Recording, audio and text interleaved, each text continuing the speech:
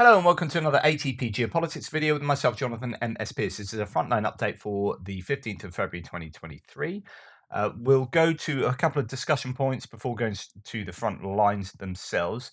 The ISW at the beginning of their daily report often has these noteworthy areas for discussion. The Russian MOD is reportedly recruiting convicts and mimicking the Wagner Group's treatment of convicts as cannon fodder.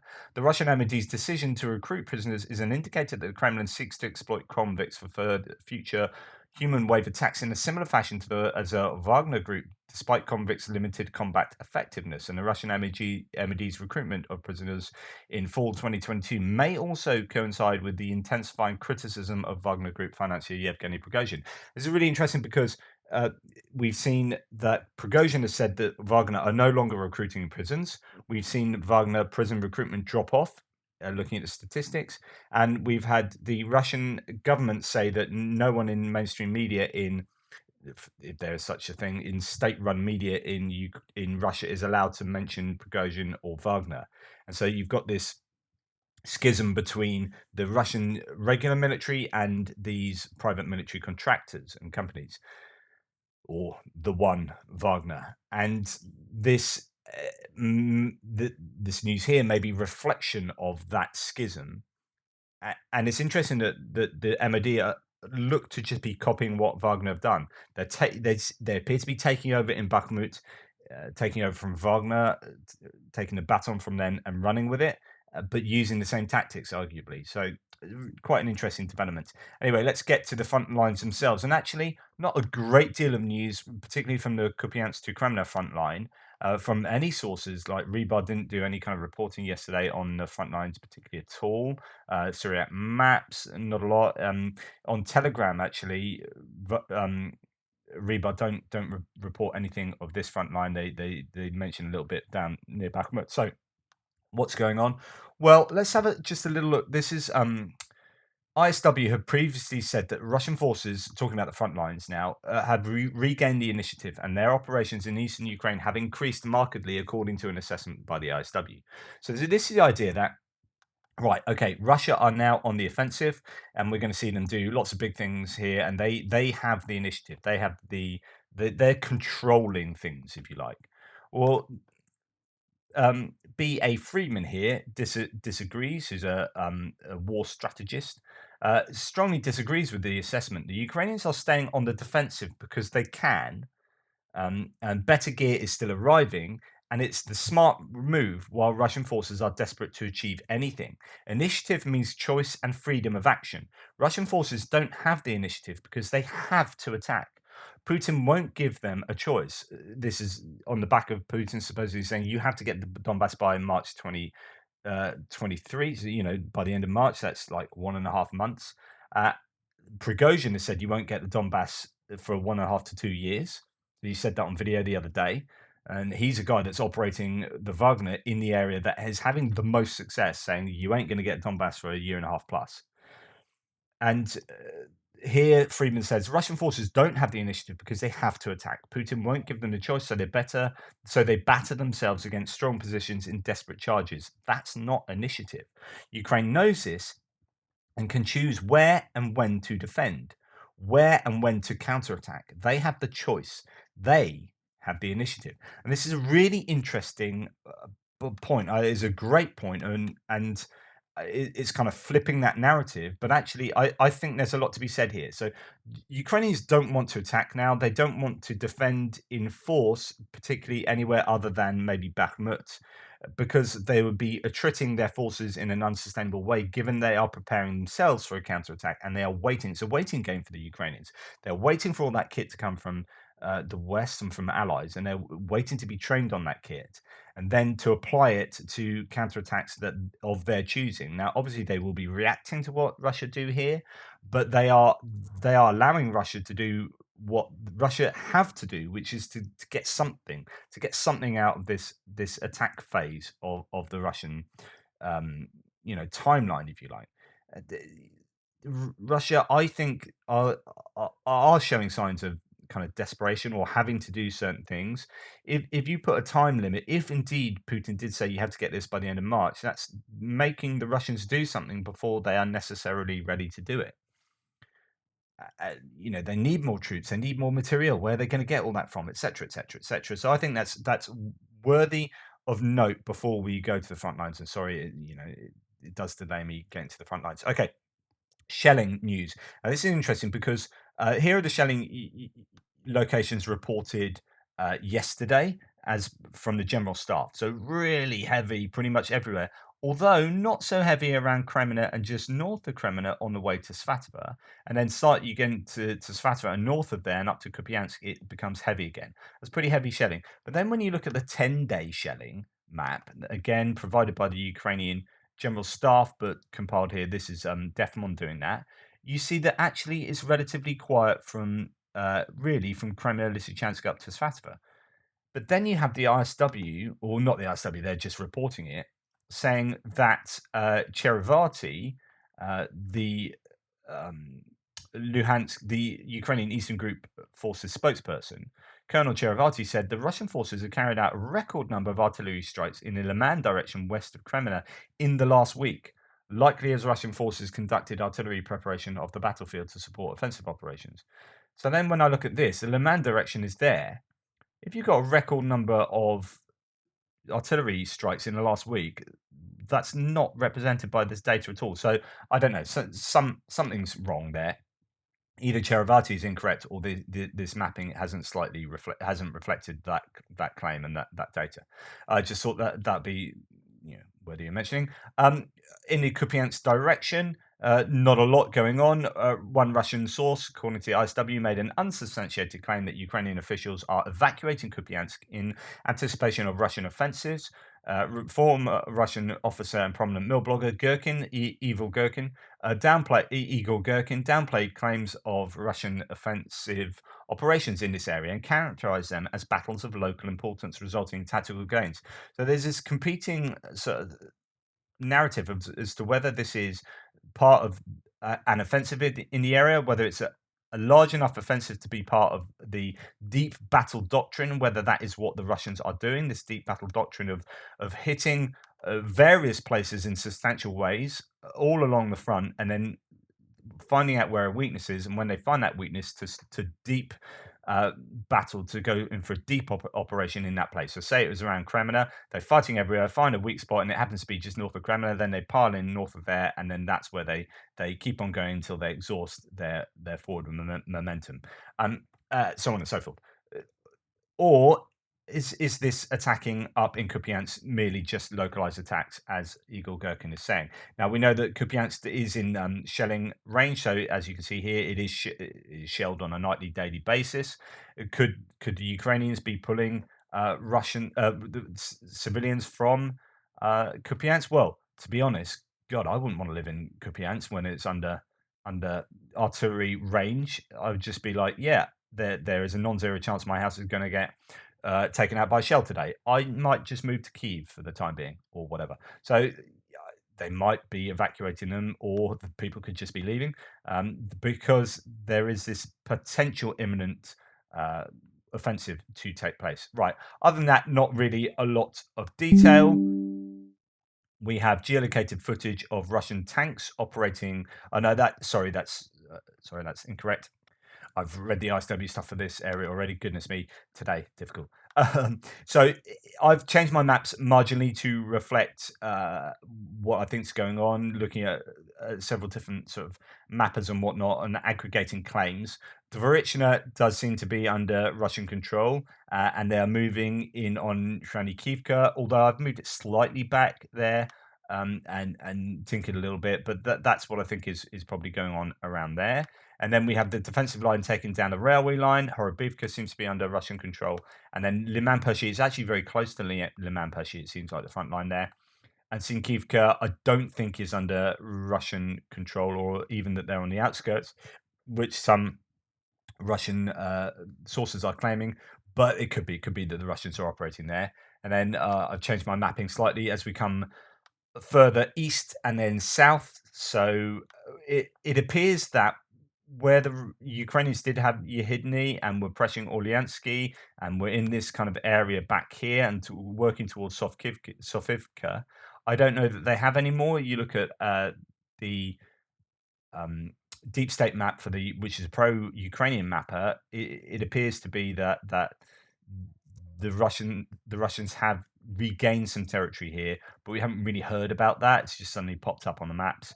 And then it sort of goes along this line here, which I think is that a railway line uh, along Kislivka. There was fighting yesterday in Kislivka and Kotylyarivka, and then it sort of comes down here along the railway line to Kuzymivka.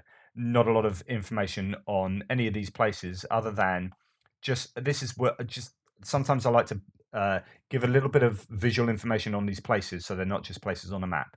This is Novoselivska before the war. Now, obviously, this is a different time of year, so you do have greenery on the trees.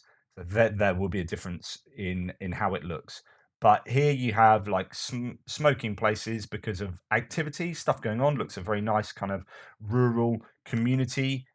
Beautiful aerial photography going on here. Lovely sort of little gardens that people have, and these and so on and so forth. All the buildings and playgrounds and whatnot in the back gardens. And now this is what Novoselivska looks like.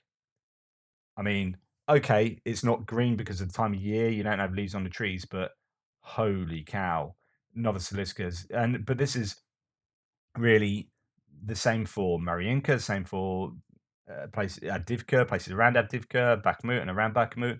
All the places that the Russian war machine touches turn into this. It's like the creeping death and destruction um, that spreads like a plague. Anyway, that's Novoselivska. So coming on further down south, there are the geolocated footage, according to the ISW, of Russian tanks operating to the west of Ploshchanka. So here we have Ploshchanka there. To the west of Ploshchanka would be somewhere over here. So that indicates, according to the ISW, incremental gains from the Russians in this area. And then we come on further down south. Defamon says, um, as we come on to him, says, yep, we talked about Kupiansk. Uh, Oh, by the way, interestingly, so as far as Defamon as a source that I use goes, he's now started putting on his maps what the Russian units are operating in the area. There's several mappers do this. So, for example, the 61st Naval Infantry Brigade is up near Kupiansk. He has Sinkivka under Russian control, and I don't. And but according to certain mappers, so that's interesting uh, that he has that. I'm going to leave it a day or two to see what is actually going on there. So anyway, as we come further down south into the Kreminna area, the Ukrainians repulsed attacks in the area of Nevska, Kreminna, Kuzymyrna, and Shiplivka. The Russians are using a mixture of airborne troops and then regular ground troops and reserves, supported by the 1st Mobile CBRN Brigade from the Central Military District to attack in this area. These units have been refilled with mobilized. So when the British Secretary of Defense today said that 97% of Russian troops are now in Ukraine, are we seeing that in fact you are getting these front lines refilled with mobilized troops, reinforced, reconstituted? So there's a lot of activity from a lot of different units around the Kreminna area. And what you can see in the Kreminna area, we go back to my map, that this area of forest here, this is where the Russians have regained. If you remember, a few weeks ago, the Ukrainians were fighting like a kilometer from Kreminna, like really kilometer and a half, 2.5. There were different claims, but you could hear a small arms fire from Kreminna. Right now, that has retreated way back to here, and in fact, there's geolocated footage of BMPs firing off, Russian BMPs firing off around here. So we know that the Russians are at least along these lines. This is where they've made gains. Bilarivka under a lot of pressure as well. And this is the geolocated sort of footage, geolocated to this place. So he's saying that this has made Defamon as a mapper move his maps, the Russian territory control further to the west. and then we go on to Seversk just south of here. So we've got Bilorivka, we've got Seversk there, and that's one of the intentions, one of the objectives for the Russians to take. They will want to do something like, as I keep telling you, they want to go up this kind of, this is a river valley, if you like, or lower ground, these towns, but they are very well defended, these towns. They would like to obviously have something looking like that, which requires an attack down from here to Seversk, an attack up from the south, and then possibly from sort of spearing it as well. Goodness me, my fingers are absolutely rubbish. So up from there, across from there, down from Bilorivka, and maybe down from the forest. So to do an encirclement of Sivers can take that. That is a key place. But as Andrew Perpetua said on my live with him, this is like an onion, peeling back an onion around here. The defenses, particularly to the south, are very difficult, will be very difficult for the Russians to take. Anyway, back to Defamon. He says south of the river, the Ukrainians repulsed an attack in the area of Bilorivka, still controlled by the Ukrainians. Second Guards Motorized Rifle Brigade and or the Akhmat. So these are Kadyrovites. Uh, the Chechen fighters might have advances around 1 kilometer in the Berestova area. So this is what he sees the map as along this front. The Russians appear to be making sort of movements towards Makyanska, and then they're attacking here in around Berestova and trying to force their way through into Fedorivka, making marginal gains around there. Of course, Stefan has several red lines. So the dashed red line is kind of where their forces are trying at, but it's not necessarily under their control. It's more in the grey area. So really, the blue dashed line and the red dashed line, this is all grey zone here, and the absolute definite Russian control is represented by the thick red line. So as the Russians are pushing on, for example, Voknokomayanska, it doesn't necessarily mean that the Russians are in control of the eastern areas of that town, but they are pushing towards it. Now, as we look at this area, we've got obviously the Seversk area up here, this pocket there. We've got fighting towards Roslivka and Fedorivka as ever. It's interesting. So this is coming from Dmitry War Translated, who's translating Alexei Restovich's talk from yesterday. So the enemy is trying to cut off the Seversk salient. Yeah, we just talked about that, which is critical for success in the Liman and Bakhmut directions, despite claims by Wagner. Krasnohora has not yet fallen, right? And then you've got this claim, a Ukrainian Telegram channel, and we've heard this on the general staff as well. Ukrainian Telegram channel report about Ukrainian counterattack south of Bakhmut and Krasnohora still not being captured. They also posted an image with the text under control. So this image is, see if I can see that. No, I don't know that I can see it on the web. Yes, here it is. So you've got this image of, I presume that's Krasnohora, like entrance in the distance and like under control. I don't know. Lots of claims sort of going on that seem to be very contrary to other information. So let's have a look at that area in general. So we've got Krasnohora here being taken, but then you can imagine there might be troops being able to get around and take pictures and what. I don't know. I doubt there's fighting still going on in Krasnohora. It does seem to be about Paraskovivka, but you never know. Now, there's differing claims on with different mappers and sources talking about this road here, the E40, the M03. Some mappers, for example, Poulet Volant here, has the Russians all the way along the road there.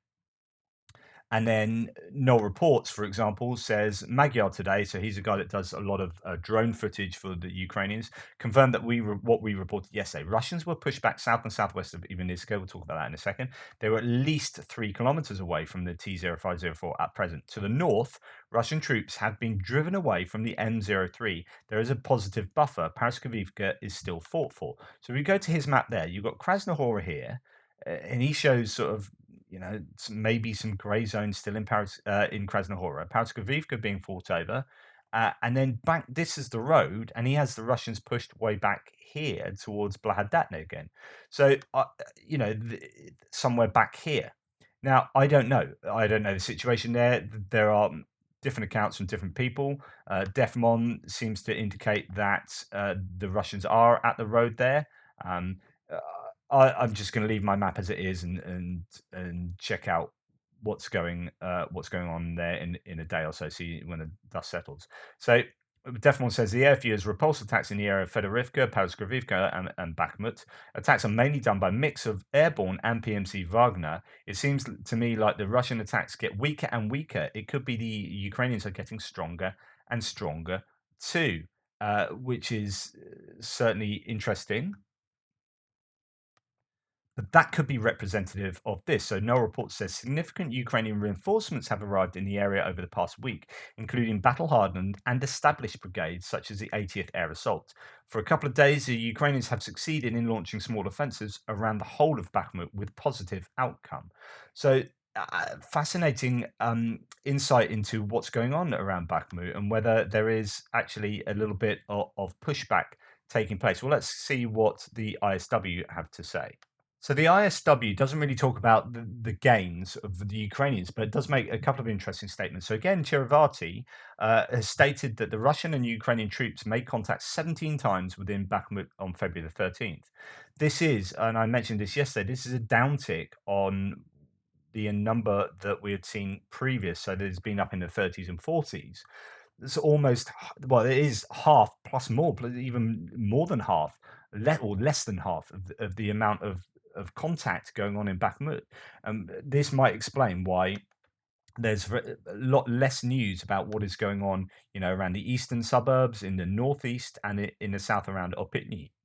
It seems to be all about Krasnohora or about Ivaniska down in the south.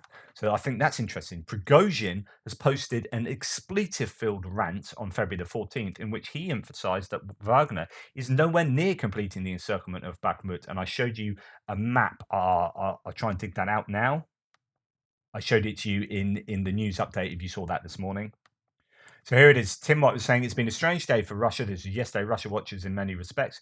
Wagner Group has spent a lot of time today posting how they won't take Bakhmut anytime soon. While claiming they're not short of personnel, they even published this map highlighting supply routes into Bakhmut. And I find this an interesting map because it's just a nice visual representation of the encirclement of Bakhmut, where Ukraine have it, have access, and indeed the supply routes going in from the west. And it is certainly supplied quite, I wouldn't say easily, but there are a number of roads that are still, even if they are smaller roads, still allowing access to Bakhmut for Ukraine. So it could be that Ukraine does indeed hold out for longer. Um, and yeah, that expletive filled rant is very, very revealing, I think. So he said Wagner is nowhere near completing the encirclement of Bakhmut due to continued Ukrainian defense of the area. And it goes on to say geolocated footage posted on February the 13th shows Russian forces have advanced to within 1 kilometer southeast of Vasyukivka. So Vasyukivka, so if we come along and look at this map to the north, Vasyukivka is up there, and that's actually what I already have there. They're pretty much knocking on Vasyukivka's door, the Russians there.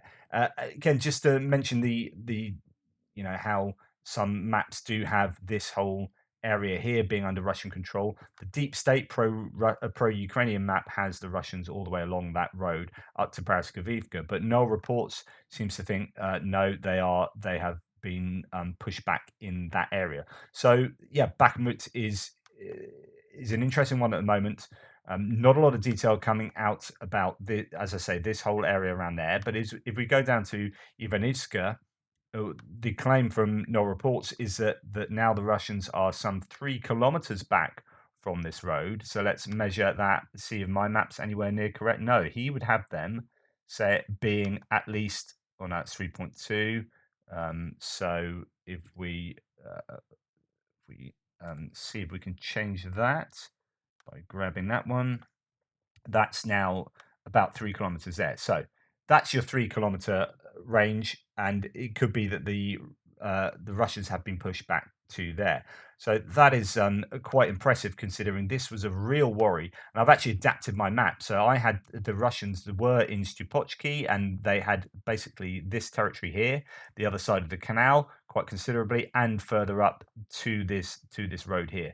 Now they are further back, and indeed claims are from a lot of mappers that they are to the east of this canal, certainly until you get to that little dogleg there. So uh, the Ukrainians are having some success in this area. The question is, how sustainable is that, and will the Russians realize that they absolutely need to take Ivanivsk if they want to take Bakhmut and pile a load of soldiers in here for a counter offensive, a counter offensive, so on and so forth. So yeah, lots of things to look out for in Bakhmut, I think, over the next few days. Poulet-Valon's map here has pressure all around Bakhmut still, but as you can see, the lines have been pushed back around Ivanivska, and you have that yellow arrow, which is a joy to see if you are pro-Ukrainian. Just going to show you a supporting bit of video here. These lads in Bakhmut are certainly pouring some fire into a Russian position. Goodness no, I've never seen anything like this before. So this is using ATGMs, anti-tank guided missiles, but look at how many they use one after the other. Just incredible.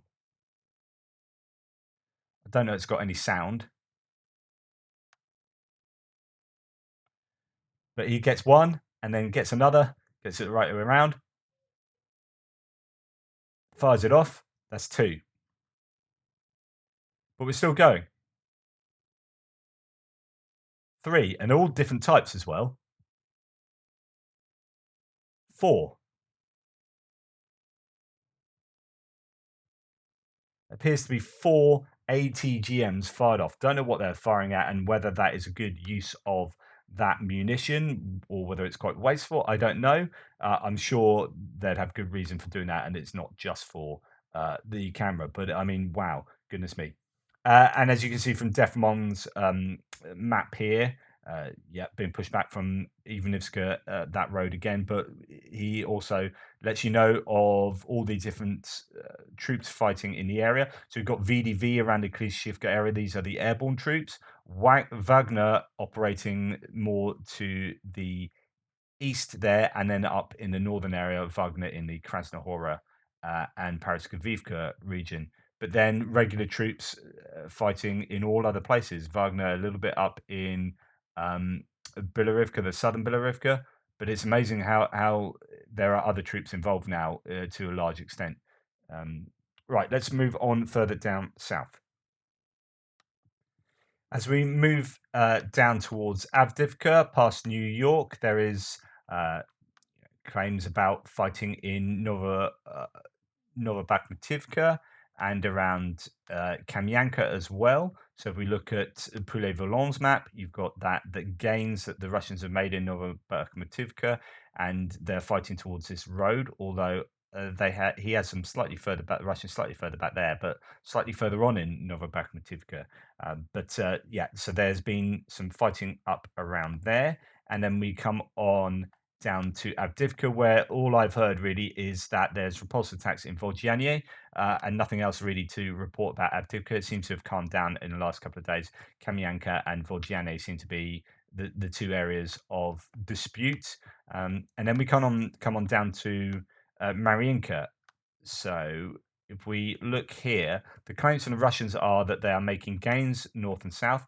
There are gains apparently in this northern area just here. So Suryak Maps, for example, pro-Russian mapper, says the situation to the west of Donetsk city, um, uh, in the Russian army and DPR forces continue advancing in the center of Marinka town and retook the school number 2 and frozen food factory, both previously taken on 23rd of November. So this kind of goes backwards and forwards, and began entering into the ruins of the tire repair plant. So they have gains here, but other mappers don't necessarily have that. In fact, you've got, and interestingly, Suryak has slightly less Russian control here than I do, I think. But yeah, Deep State Map is a pro-Ukrainian source. Has you know in the south, sorry, the south here, not as much gain as I've got on my map, and looking a little bit different up in this northern area as well. The gains are only sort of in that river area. So we go back to Syriac map, that would be over in kind of this area onwards, not necessarily the gains you have there. So Syriac map is reporting that, and then down here as well. So the claim is that they also have this kind of gain too. So I've put that on there, but kept the Ukrainian lines as well because not everyone agrees on that at the moment. Syriac are generally pretty accurate in their claims of the Russian gains, or at least they have been for the last couple of weeks. So I will take that into account as you can see on my map. And interesting that they have the Ukrainians controlling these two blocks there, or three blocks possibly. So I might need to tinker with my maps a little bit, but that is the claims going on in Marinka. No reports does say about Avdivka. It's quiet. Marinka Russian claim progress north and south. So far, no confirmation. Vuhledar, he says, definitely no assaults going on. ISW does make claims about Vuhledar. We'll come on and show you that on a map in a second. He says they say the DNR head Dennis Pashilin claimed that there is fierce fighting ongoing southeast of Vuhledar, and the Russian mill bloggers claim that Russian forces are fighting on the southeastern outskirts of Vuhledar near the Mikilska Dacha area, indicating that Ukrainian forces repelled Russian forces from outside the immediate vicinity of Vuhledar. Aerial footage posted on the 13th show artillery fire has completely leveled the Dacha area southeast of Vuhledar. Okay, so let's put that all into the context of my map. So coming on down, we come to Vuhledar, which, as I always say, is on the heights. They get the line of sight downhill to Pavlivka and Mikilska. These dachas are flattened, and the ones southeast here, well, southeast will be here, but I think it might be the dachas here between Mikilska and Pavlivka. I'm not sure, but these have certainly been flattened, and I think these have been flattened as well. It's just a hellscape all around there. Fighting appears to be going on around here, which might suggest, as ISW say, that the Russians have been pushed back from the immediate vicinity of Vuhledar. Although no report says there's definitely no fighting going on, so I don't know who to believe. As we come out of Vuhledar, then, I mean, even Tatrugami has not reported anything on Vuhledar, so I think it is probably quite quiet, to be honest. We come past, we go westwards, and we are going towards here, Velika Novosilka. No sort of activity appears to be going on too much around here. A little bit of movement around Drozhnyanka, or sort of Myrny towards Hulayapol, so Poulet-Volon reports that in it's kind of movement between Trojyanka and Myrna and Zahirna. But again, it's not going to be anything particularly outrageous. Now, what the ISW say about this whole front, and that includes going on to Kherson and down the Dnipro River, that Humenyuk, the spokesperson, said that Russian forces are preparing for actions in all directions along the southern axis while attempting to create the impression that they are closing in on Ukrainian positions by using sabotage and reconnaissance groups and placing checkpoints, observation posts, and ammunition warehouses on islands on the Dnipro River Delta. I don't know whether this is deception or what's going on there, but it's going to be trying to confuse maybe the Ukrainians to fix troops in places where they're not needed, and they go and attack elsewhere. Talking about Homenyuk, she has to say here, Russia wants to strengthen the police regime in the temporarily occupied territories, spokeswoman Homenyuk has said. So this is, again, I talked about this yesterday and earlier this morning, that in Lazurna, which is, if we come to Kherson, so past the reservoir, which there talk about it being, the waters being lowered, and then Russians are coming back saying, no, that's normally what happens this time of year to fix stuff and all sorts. But anyway, that's to do with a nuclear power plant there. But if we come to Kherson, this place, Lazurna, which is down here on the southern coast there 200 Rosgvardia have been stationed there to keep an eye on both, I think, partisan activity in the whole region, but also the Russian troops have claimed to be sort of using alcohol and being a bit boisterous and whatnot. But yeah, so last week I read stories about Russia deploying Rosgvardia in occupied Kherson, says no reports region, to introduce stricter regimes, both for public and military. And that's the point there. It's partisans and the military. In the occupied part of Kherson, there are many stories of Russian soldiers who misbehaved enormously, often under the influence of alcohol, assaulting civilians, which leads to unrest. In addition, Russia is concerned about the increasing resistance to Russia by local residents. But anyway, so that's what she has to say well, that Noel Reports is kind of putting on in his claims there. As far as any other news in the area, not a lot going on. There are the usual HIMARS strikes right up and down the front lines. I don't always report them because you don't have too much information coming from them, other than there are claim strikes in Avdivka, claim strikes here, there, any number of places. Sometimes flash reports, which is one news source, says there have been strikes on 6 command posts and 2 troop accumulations overnight.